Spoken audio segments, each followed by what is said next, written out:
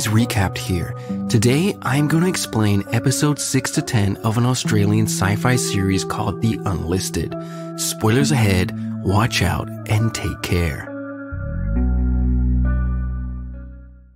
One of the enlisted kids who have been running from the agents is a girl named Kamara.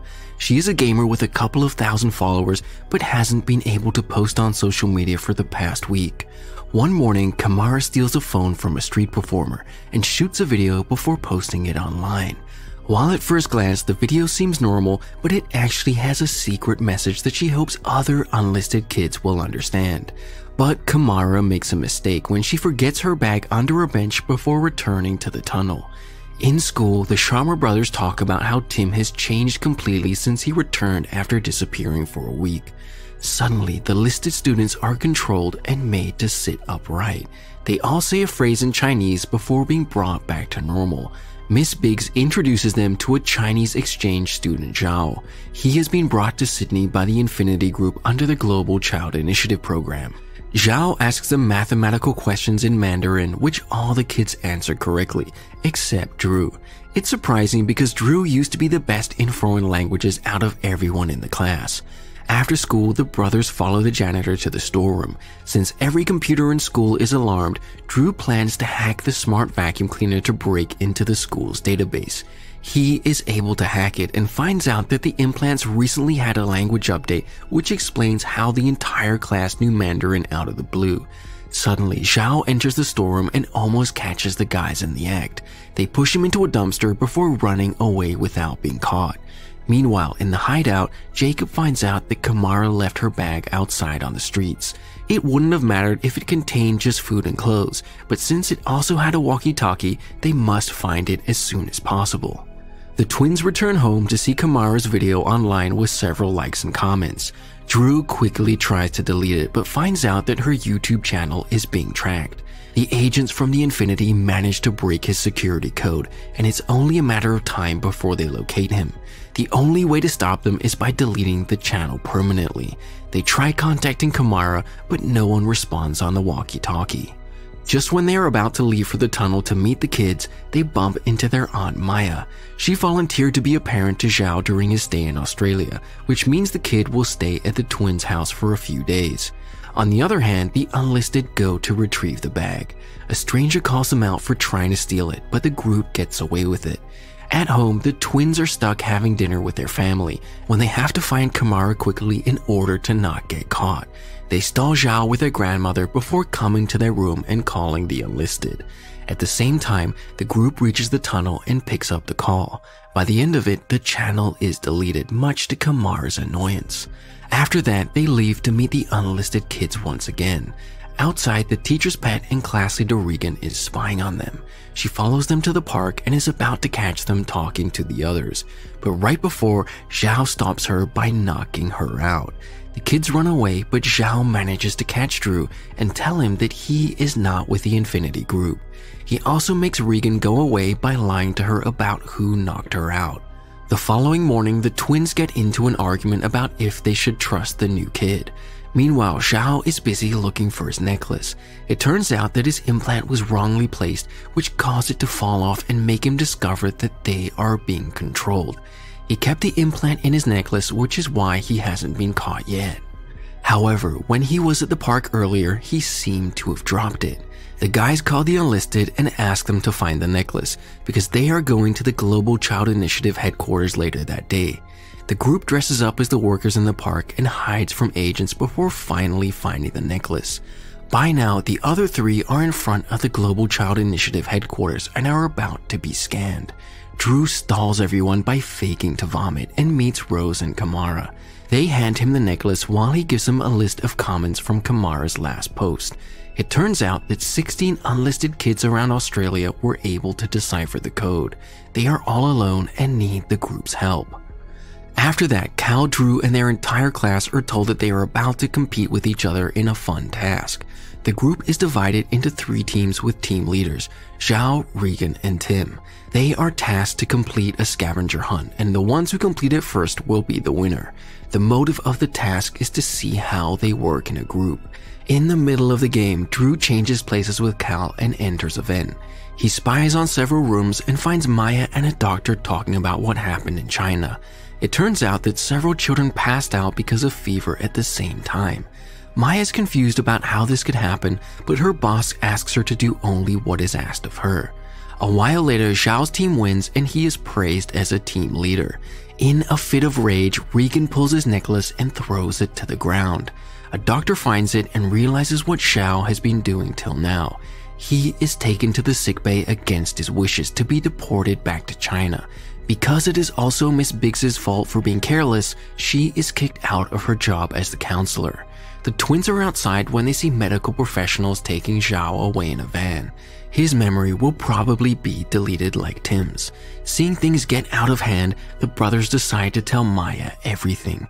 She is beyond shocked to find out that the people she is working with are controlling and killing children. She wants to inform the authorities, but the guys stop her since they do not know who they can trust. Maya decides to continue working for the Global Child Initiative so she can help the children from inside. The next morning, an agent from the Global Child Initiative named Mr. Cunningham arrives at the Sharma residence. He informs the grandmother that Zhao's mother is sick, which is why he has been sent back to China. The man also meets the twins with an excuse of collecting Zhao's belongings. When the three are alone, he controls them using the implant and goes through their stuff. He also tries to open Drew's laptop but is unsuccessful. After the man leaves, Cal doesn't remember anything that happened because his memory from the morning was wiped. That day at school, Cunningham comes to their classroom for the first time, replacing Miss Biggs. He reveals that the students will be divided into different hierarchical positions, going from basic, core to the highest rank elite. Elites will get special treatment in every aspect of the projects organized by the Global Child Initiative. The Sharma twins, Regan and Tim, are named the first elites, while the others are given the rank of basics and cores. When they are outside, the students are controlled yet again. While the elites line up in the front, the others perform an endurance drill. Drew is the only one who knows what is going on among the students. Meanwhile, Rose and her friend Gemma go to an old woman's house. Gemma knows the woman because of her strange personality and obsession with old ways of living. Because of this, she owns a radio phone that she lends to them. She is also ready to help the kids without questioning what their motive is. Using the phone, the girls are able to communicate with a guy named Mac who is also unlisted. They plan to meet soon so the guy can be with a bigger group. Cal returns home that day in frustration. He wants to take the implant out with pliers, but Maya informs him that the implant is embedded in the jawbone. She also reveals that the Infinity Group is about to launch a massive search for the missing kids, which is almost impossible to avoid. Then we are introduced to Emma Ainsworth, the president of the Australian branch of the Infinity Group. She initiates the search for the missing students, hiding it as a program to look for homeless children and help them. More agents are employed to keep an eye on the city alongside drones being sent around it. It is now very dangerous for the unlisted to step outside of the hideouts. At school, the elites are told of their privileges, which sounds absurd to Drew. Cal, however, enjoys the discrimination against the students of the lower group if it means he is enjoying the privileges. During lunch, the elite gets expensive burgers while the others get disgusting street food. Chloe, who is one of the lower members, is restricted from sitting with the elites. Cal punishes her for retaliating while Drew feels bad for her. Somewhere else, the unlisted communicate with Mac and ask him to come to Sydney. He agrees because he is not far away from the city. They plan to meet in a few hours. When the time comes, Gemma and Rose take it upon themselves to meet him first. The other two stay hidden in case Mac is a trap set by the agents. The children at school are shown the pictures of the unlisted and asked to report to Cunningham if they make contact with any of them. After school, Drew calls out Cal for his rude behavior, but Cal doesn't care. Now that the Global Child Initiative is benefiting him, he starts to like the idea. Drew thinks the implant is causing his brother to lose his emotions and become cruel. Drew informs Jacob and Kamara about the search going on outside. This makes the duo more nervous for Rose and Gemma. Then Chloe comes to the Sharma house crying because of what Cal did at school. His grandmother teaches him a lesson for thinking he is better than others. Cal throws a pillow in anger, showcasing that his rage is heightened because of the implant. Somewhere else, Gemma and Rose spot the new kid Mag. Rose goes to talk to him, but things take a turn when a black van pulls up beside them. They are shoved inside and abducted while Gemma freezes in shock. In the following scene, Rose is in the Global Child Initiative headquarters alongside Mac. Meanwhile, in the tunnels, Kamara and Jacob panic, worried for Rose. They want to go out to look for her, but Drew stops them because it's too dangerous. Instead, he volunteers to find out where the missing ones are. Later, Maya shows the boys a picture from the headquarters where Mac and Rose are staying. Drew is worried about them, but Cal doesn't care. Drew comes to the tunnel and tells others what he knows. Gemma blames herself for what happened to Rose because she insisted on helping Mac. In a moment of panic, she runs outside, determined to bring Rose back. Drew follows her behind while the others stay hidden. In the headquarters, Ainsworth visits the children and politely asks them to reveal where the others are. When the two claim that they are the only ones left, she discloses that Rose's parents are in the other room. She promises to let Rose go with her parents if she snitches on her friends, but Rose is adamant about keeping her mouth shut. While everyone else is freaking out, Cal is with Regan enjoying the activities he gets to do as an elite. They play video games, eat free food, and get to order others around.